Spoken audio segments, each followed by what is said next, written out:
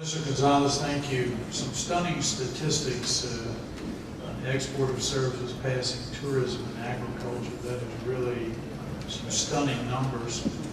And also interesting, the opening of previously monopolized industries and the resulting impact that has had is a good lesson, I think, for many other countries around the world. We know with 50 FTAs, you've been pretty busy, so we thank you for sharing with us today. That's a great number as well. Now let me turn to Minister Groser from New Zealand, one of the first people that I ever met on my first trip to Geneva, who was quite instrumental in schooling me on many of the way things worked in Geneva. So I'm glad to see him again today. And let me turn to you. What benefit do you think that this agreement would have on not only New Zealand, but also the global trading system in general? Mr. Groser. Well, thank you very much. Indeed, I just want to also pay tribute to the support of U.S. business for this initiative. I know how important that is to our own economic relations with the United States. We have the U.S. Business Council, led by Bill Maroney, and that's one of the sponsors of this event. And if I could just add a little more darkly, how dangerous it is for trade negotiations when business simply moves on, things are moving too slowly. And I do think our negotiators, when we talk about the ISA, need to bear that darker side in mind.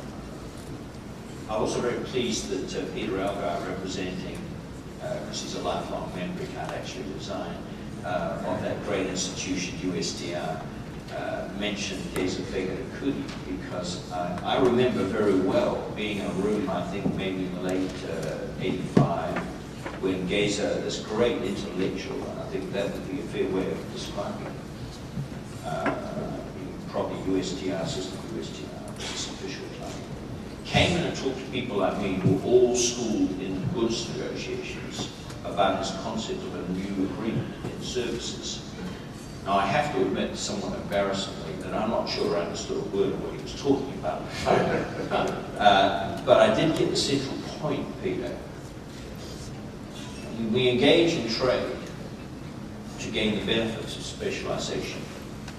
And we craft trade agreements to create access opportunities and some rules to stabilize the terms of engagement.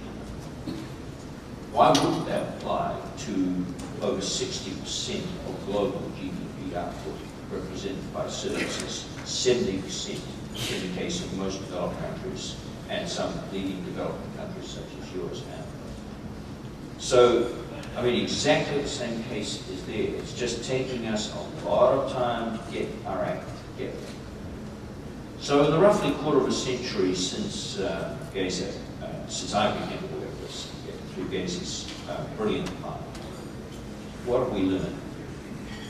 Well, I put 4 lessons on the table.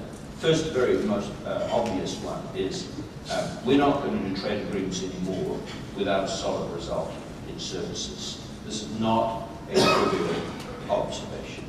Please, people, take note. It's going to be central to getting a result in TPP, and I cannot imagine us ever pulling any deal together on a broad plurilateral basis or even better multilateral basis that doesn't do that. That's my first conclusion.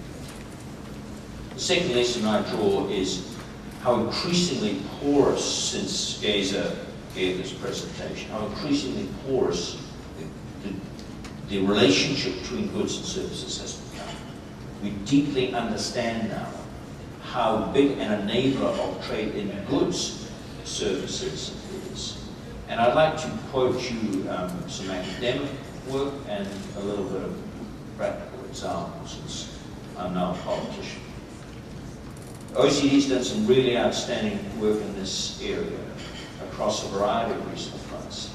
And basically, the political takeaway from this work is it turns out that protectionism is even dumber than you thought it was.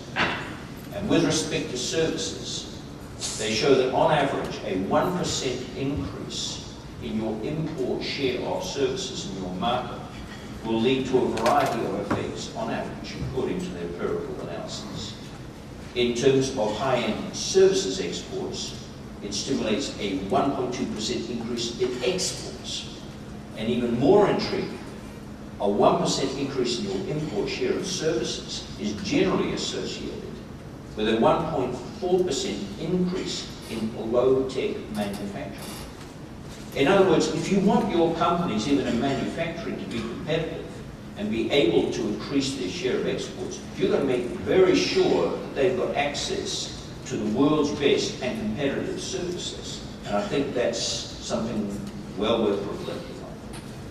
If I move beyond the academic or the analytics, I spend a lot of my time when I'm in New Zealand going to see export companies, and I was saying to a few of you last night, I find it increasingly difficult to describe these companies. Are they IP companies? Are they goods exporters? Are they services exporters? And actually, ladies and gentlemen, the correct answer is more and more all three. All three. So I was in this tiny company, $30, $40 million exporter, 100% exporters of New Zealand domestic market, automotive component manufacturer. Very keen, by the way, that Mexico's coming. And I said, are you competitive on cost? They said, oh, no, we're not. We can't compete on cost. We compete on our services package. So I think that's something goods negotiators need to reflect on, the porous nature. The third thing I'd say is be bold. Go for comprehensive scope and coverage. Go for comprehensive intermodal coverage. Back to your country. What I know is that for small SMEs like this, they need more mode 4 because they can't set up branches around or to service their customers. And I know for one of our larger service exporters, a $2 billion freighter company with 215 branches, nobody in New Zealand would ever have thought that we could have a $2 billion freight forwarding company which operates three-quarters of its business overseas. So be bold, be ambitious. The internet is hugely important to a small country like mine. We've discovered only recently that we're getting near double-digit growth in high-end commercial services. I know of one company in Auckland that has a legal company, no New Zealand clients, and 85% of this is delivered through the internet. So that's why we need to be bold, and that's why we need to pick winners. And finally, I was going to call it, in terms of the lesson I've learned of last week, the Nike principle, just do it, but I think I'll use your route wrong. I don't know your name for your coach, but we'll call it go for the open shop. In other words, look. If I can compromise it as successfully as Nike has just do it. Okay. And look, I'm not going to start getting involved in a Geneva-type discussion about positive, negative lists, hybrids, ratchet, standstill, etc. Just please, to all of our negotiators, we're talking about negotiating, about having a negotiation. The negotiation hasn't even started yet. So it would be real good just to go for the open shot. Thank you very much.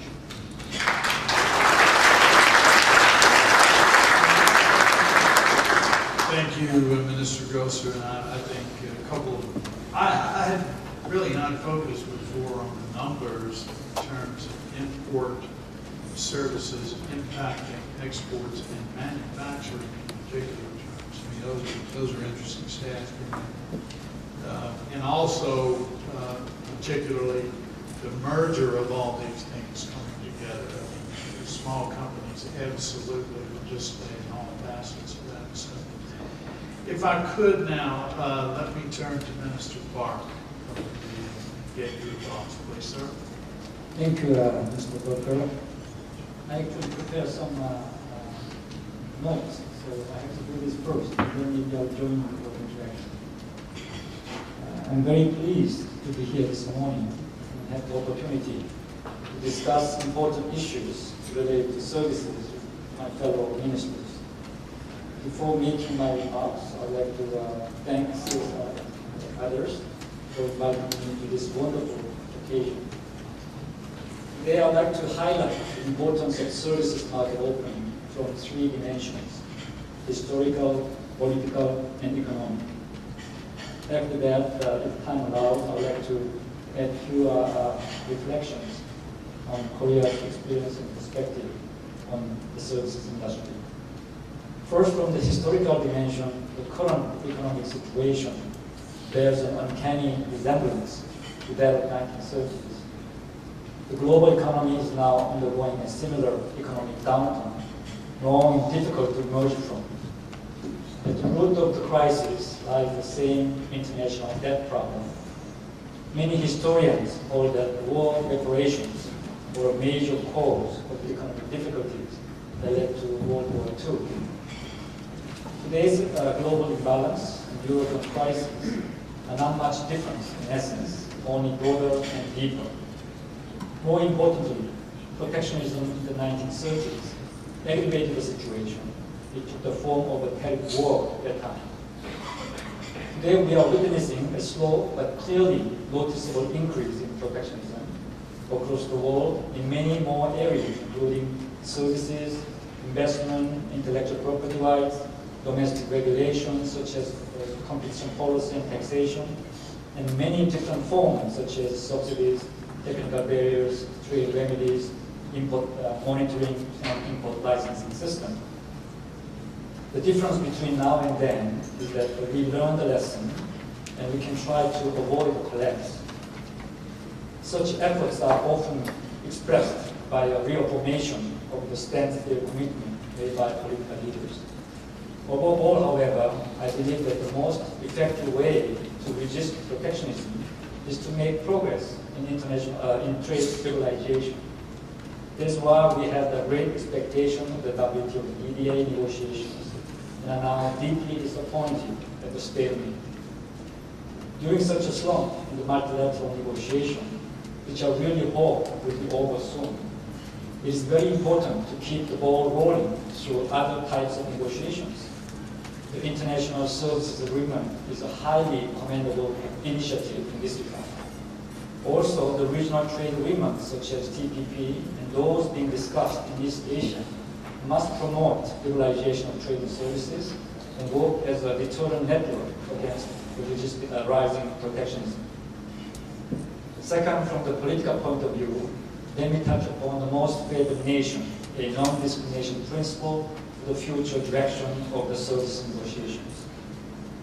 There's no denying that multilateral and non-discriminatory outcome is ideal in any type of trade negotiation, including services.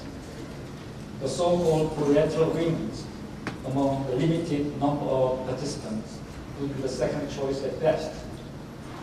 If the number and size of the countries participating in the negotiations are sufficient to accomplish the level of critical mass, the results of the negotiation could be applied globally. In that case, the outside free riders are negligible. A good example in this regard is the Information Technology Agreement of 1996. On the contrary, if there are too many free riders, the participating countries might incline to exchange trade preferences only among themselves in a non-American manner. However, the downside of it is that the grouping of nations and discrimination between countries are politically not desirable. In addition, services opening is often related to the reform of the domestic regulatory system. It is not only difficult, but also inappropriate to apply economic regulations on a country-by-country basis. I therefore believe the ultimate goal of any services negotiation should be the multilateralization of the outcome. Although in the early stage, the effect can be bounded within the group in order to encourage more participation, in particular from developing countries.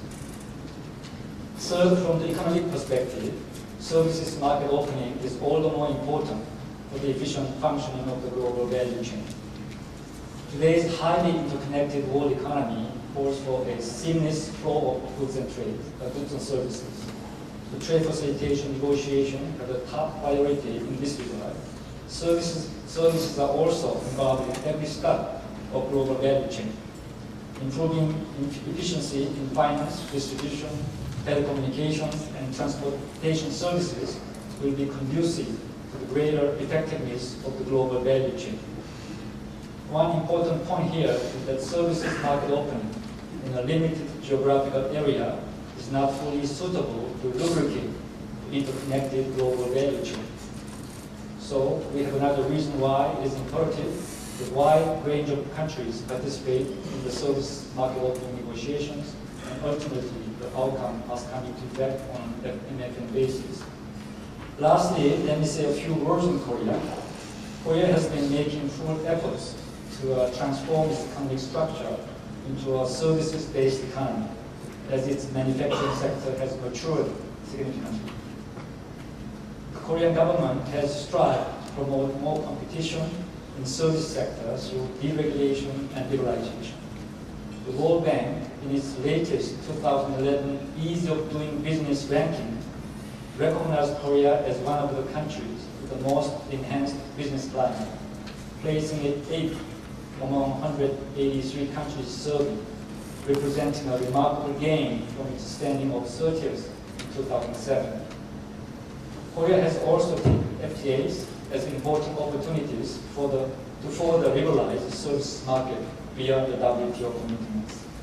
These market liberalization and regulatory reforms in Korea will provide a better competitive environment for services suppliers, foreign as well as domestic. In conclusion, Korea remains firmly committed to achieving freer trade in services at the bilateral, regional, and multilateral levels. It is my sincere hope that our endeavors will contribute to the development of a global service market where gains from trade can be fully and fairly shared by all economic players to achieve sustainable economic growth. Thank you very much. Thank you.